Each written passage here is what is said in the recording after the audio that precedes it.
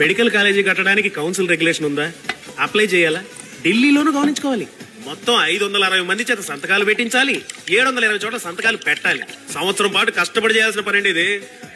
నిజాయితీగా సంపాదించి నిజాయితీగా యూనివర్సిటీ హాస్పిటల్ కట్టి మంచి విద్య వైద్యం అందించడానికి ఎందుకు లంచం ఇవ్వాలి? శివాజీ, నేనేమన్నా బిజినెస్ చేయడానికి పర్మిషన్ అడిగింది, పేదలకి సర్వీస్ చేయడానికి. వీళ్ళతో మనం విరోధం పెట్టుకోకూడదు. లేనిపోని గొడవలు వస్తాయి. ఇది పెద్ద న్యూసెన్స్. మామ వీడు ఫ్రాడ్ రా, వీడు చూసేందుకు నా భయపడతావు. వెళ్ళిపోండి. తిరిగి తిరిగి చివరకు నా దగ్గరికి రావాల్సిందే. పొరాబట్టతల దేవా.